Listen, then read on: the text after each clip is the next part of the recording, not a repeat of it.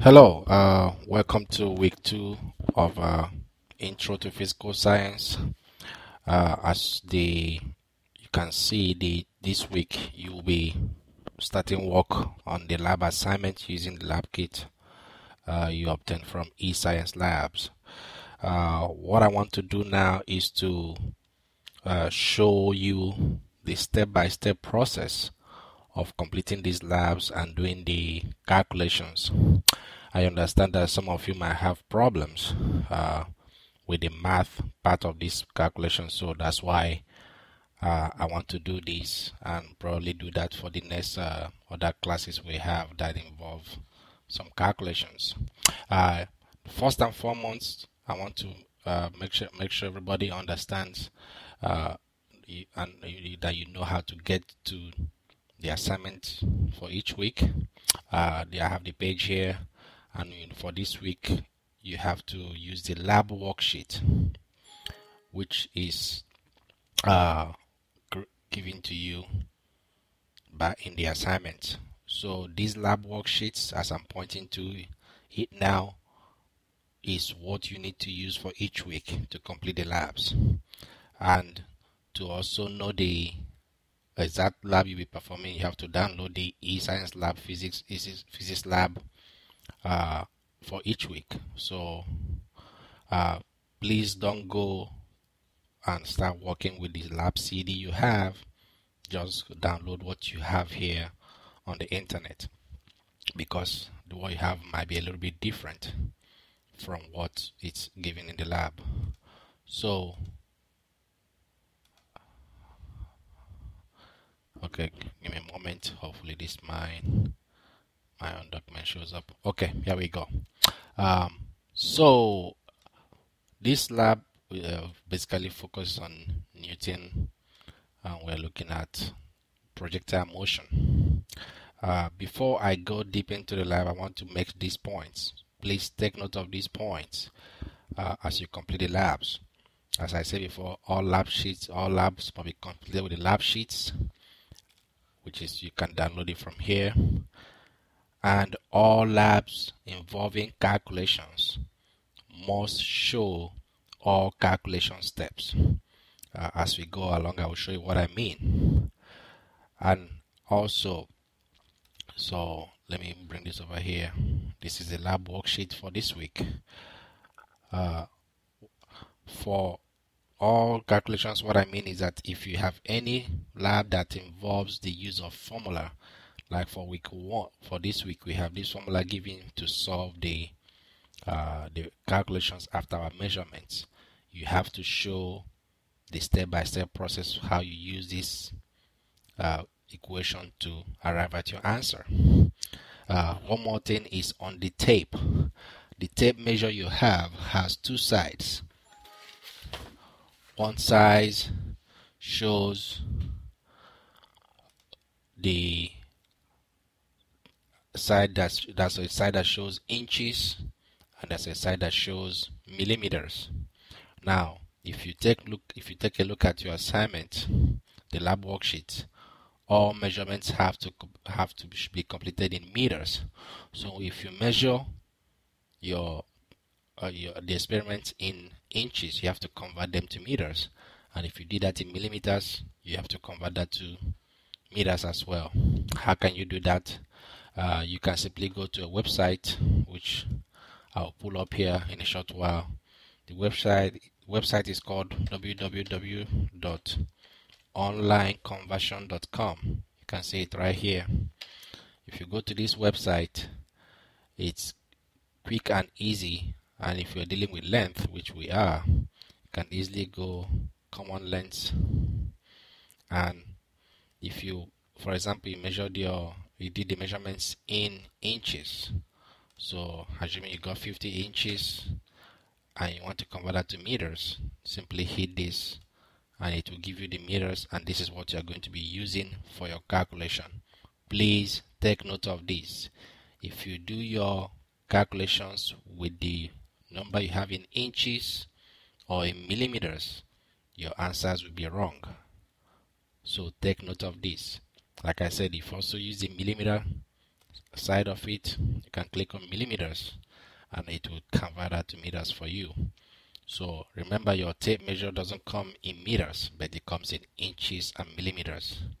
The white side is the inches, which you can see there is numbered from 1 to 60, and that's the 60-inch side. The other side that has different black and white shades is the side for the millimeters. So quickly, let's run through this assignment and let me tell you what to expect.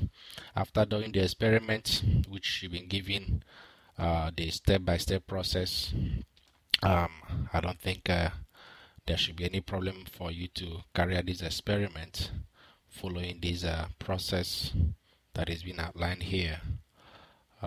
If I can get to it in a minute here.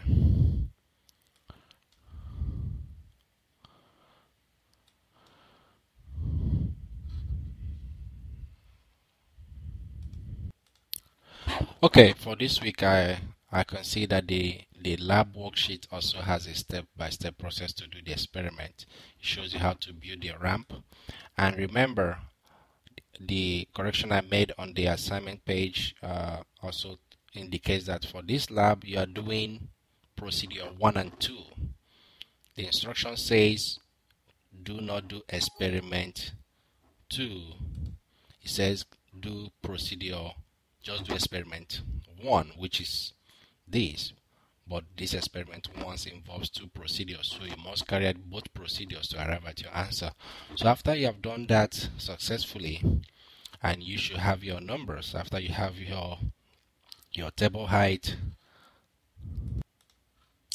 Okay, so after you have finished your measurement, I'm gonna make up some numbers here to be able to solve, show you how to do these calculations. Now remember, all these numbers are my numbers, and they are going to be different from yours. So assuming my table height was 3 meters, I have my distance as 4. Remember, these are random numbers, 7 and 1. To calculate the average, if we remember from simple math, average here is 4.7 plus 1 or divided by 3.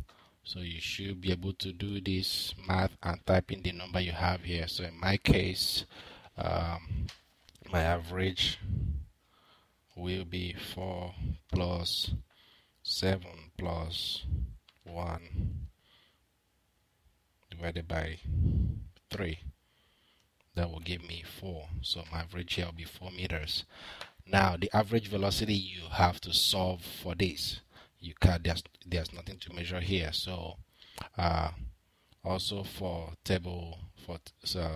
projectile procedure 2, they ask you to raise the table a little bit. So if I raise the table to something like 3.5, I put a book there, and I have to calculate my predicted distance, and of course do my measurement distance. So if my measured distances were, let's assume 2 plus 5 and then 8. Remember, these are made up numbers. I can also, so these are the two things I need to calculate. I need to calculate my average velocity. I need to calculate the predicted distance. So but average observed distance in this case will also be 2 plus 5 plus 8, or divided by 3. So if I do that on the calculator, it will be 2 plus 5 plus 8 divided by 3. That gives me 9.6. Let me make sure. 8 plus 5 plus 2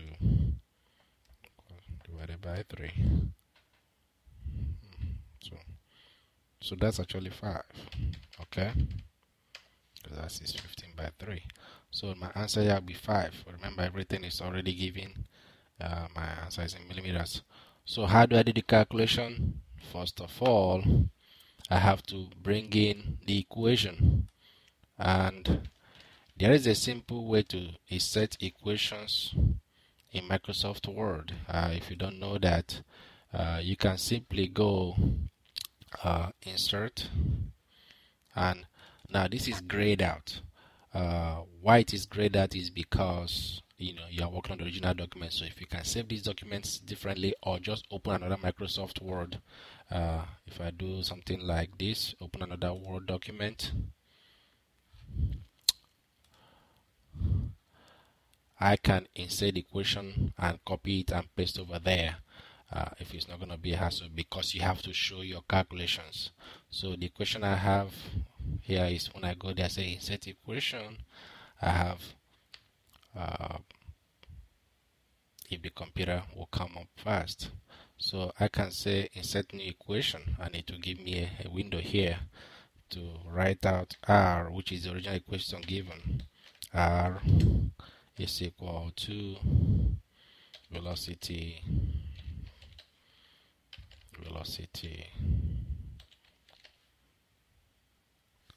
and then I can put a square root here that has, and then I also can put a fraction. So this is how you can do it. 2h over g. G goes here. So this is the equation. This is how to insert the equation. So I can copy this equation over to my assignment page. So this is how I got this here. So just paste it here. Control V. Okay, so this is the main equation, and I know I was given, so let's say I was given R as, because I have done my average distance in the first table, that is my R to solve for this this velocity. So be my first, so based on my distance, my R here is 4, which is from this place, that is 4 meters. G, as we know, is always 9.8 meters per second squared. Remember, the second squared is just a unit. It doesn't factor into the calculation. So per second squared, and h is the height of my table, which is 3. So if I plug in these things here into this equation, I'm gonna have something like 0.324 is equal to velocity, which is what I'm solving for. Velocity, and that will be times square root. You can also do it this way: square root of 2 times h, which is in this case 3. Square root of 2 times h divided by 9.8. So if you solve this out to get my velocity, let me reduce the points here so they can fit in one page, single. So if you solve this out, it will be velocity will be equal to 0.324 divided by everything here. You can do the math and find your answer. So this will be, so whatever the answer here, velocity will be equal to the product of these calculation. So just gives you a ballpark of what you need to do to solve. So whatever answer I have here will not be my answer here. So if I can quickly do that, so let's go to say 6 divided by 9.8. And what is the square root of that?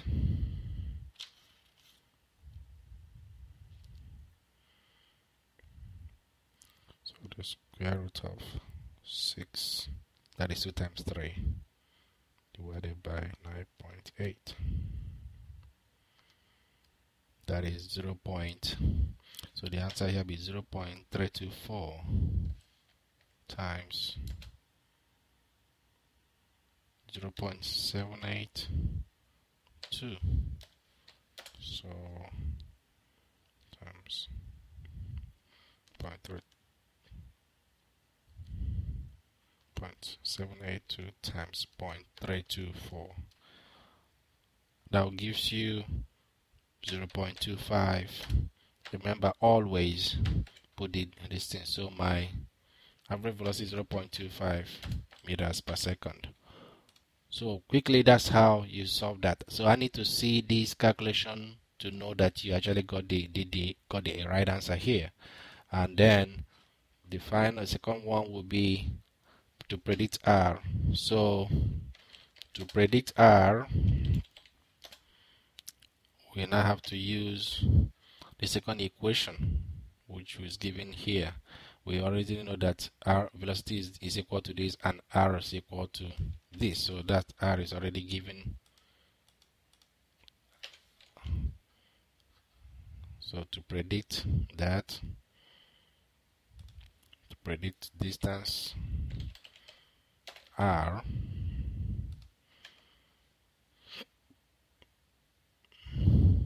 we have this equation, and we already know we are solving for R. So R will be equal to velocity, which you already calculated as 0.25 divided multiplied by square root of 2 times, remember your second h is 3.5 now, 3.5 square root of 2 times 3.5 divided by 9.8. So when you do this math, that answer will become your R. So quickly, 0.25 times, it's always good to do the square root before. So square root is 7. So let's look at the square root of 7 divided by 9.8. That's 0.845 times 0.25. So your R becomes 0.211 in this case. So the question, so once you have that 0.255 or 211 meters, that becomes your answer that you put in here. So I need to see that to make sure that you have got the right answer here. Now the rest will now be to answer the calculations. If you throw a ball horizontally at the same time, drop an exact copy of ball, which one will hit first? If you read your book very well, you should be able to answer this question easily. Just to give you a hint, gravitation, acceleration due to gravity, which is G, is equal. So in the absence of air resistance, there should not be any problem in two objects dropping. So you can find that your book gives you an idea of what that is. The second question here, we also draw a before and after diagram, draw free body diagram. Remember, the free body diagram is different from drawing the way the ball traveled. A lot of students have made the mistake of drawing the path of travel of the ball, or in this case the marble we're using for the experiment. But please, you have to look up what is a free body diagram on the internet and know how to draw that. You only need to show the forces acting on an object when it is on the air and when it is falling down, so before and after. So that's how you answer that question. The other question also tells you to describe the acceleration of the marble after it leaves the ramp. Again, by observation and by reading your book, you should answer that. The main point of this presentation is to show you how to do the calculation. The final thing I have to show you here is how to calculate the percentage error this has to be calculated as mathematics and not explained by any writing. So to calculate this percentage error based on my calculations, percentage error will be equals my observed value here being the average observed distance. So my observed distance was 5. My expected value, or what I predicted, was 0.211 by the calculation, and we will divide that by the expected value 0.211 and multiply by 100. So if I do that, because this experiment was cooked up, the numbers were made up, you will see what will happen to the error, percentage error, minus 0.211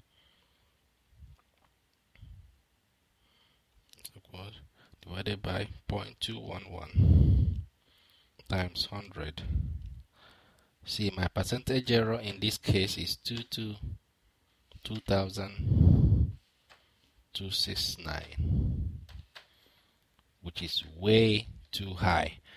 Your percentage error, based on how meticulous and how careful you are doing this experiment, your percentage error should not be as high as this. It shouldn't even be close to 10%.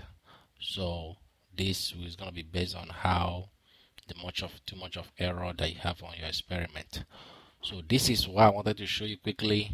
Next time we have any calculation, I'll also do the same presentation. So I hope this helps you. Please send me an email if you have any questions. Send me the email before the due date so that you don't lose any points for any wrong answer. So I hope this helped. Thank you for listening, and see you in class. Bye-bye.